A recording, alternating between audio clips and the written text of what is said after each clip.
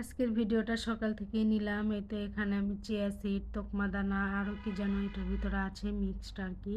এটা ভিজে রেখেছিলাম, আজকে সকালে এটা দিয়ে শুরু করলাম। এটা অনেক দিন পর আর কি খেলাম। তো এর ভিতরে যে 2 ফালি লেবু রস চিপে দিয়ে দিলাম। তো এটা খেয়ে নিয়ে তারপরে যে এখানে সকালের নাস্তা, এখানে আমি যে বটবড়ি দিয়ে আলু ভাজি করেছিলাম সেটা ছিল। আর এই তো এখানে 2টো ডিম সিদ্ধ করে নিয়েছি আর পাওয়াটা ভেজে নিয়েছি। আমি আর ফাতেমা বুড়ি খাবো।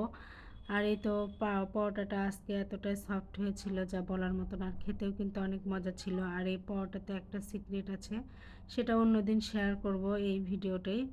তো যাই হোক, এখানে তো নাস্তা শেষ করে দুপুরে রান্নার আয়োজন করলাম। দুপুরের সব কিছু আমি রেডি করে নিয়েছি, এখন শুধু রান্না করব। এখানে তো কই মাছ দিয়ে আমি যে ফুলকপি বেগুন আলু দিয়ে রান্না করব। আর এই যে আমার মেয়ের জন্য সবজি করব আর লাল শাক ভাজি করব। আমি মাছটা ধুয়ে লবণ হলুদ সব কিছু দিয়ে মেখে নিয়েছি, ভেজে রান্না করব।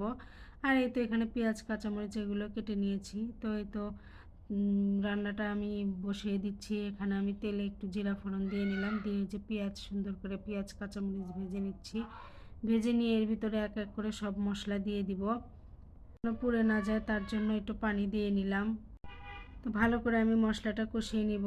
মানে বাটা মশলা দিয়েছি, গুঁড়া মশলাও, মানে মাছের তরকারিতে যা যা লাগে আমি সব কিছু দিয়ে নিয়েছি। দিয়ে সুন্দর করে মশলাটা কষিয়ে নিব। আর মশলা যত কষানো হয় তরকারিটা তত মজা হয়।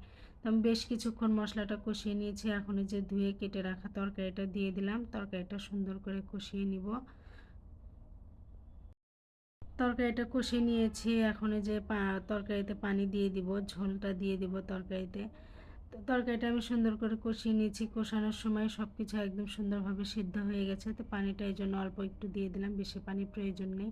আর এই তো ভেজে রাখা মাছগুলো দিয়ে দিয়েছি, তরকারিটা বলক উঠে গেছে, তো মাছটাও দিয়ে দিলাম। আর নামানোর আগ দিয়ে যে ধনিয়া পাতা, শীতের সময় ধনিয়া পাতাটা তো মাস্ট সব কিছুতেই। আর আমি বাজার করতে বলে ধনিয়া পাতা না আনতে বললেও তারপরে দেখা যায় নিয়ে আসে, বা বাসায় থাকতেও নিয়ে আসবে। আর নামানোর আগ দিয়ে একটু জিরার গুঁড়া দিয়ে দিয়েছিলাম। এই তো দেখতেই পাচ্ছেন তরকারিটার চেহারা কিন্তু অনেক সুন্দর হয়েছে। আর শীতের সবজি দিয়ে তরকারিটা কিন্তু খেতেও অনেক মজা লাগে। এই তো এখানে তরকারি হয়ে গেছে। আর এখানে আমার মেয়ের জন্য সবজিটা তো বসিয়ে দিয়েছি, সবজিটা একটু হতে সময় লাগবে। আর এই তো এখানে লাল শাক ভাজি।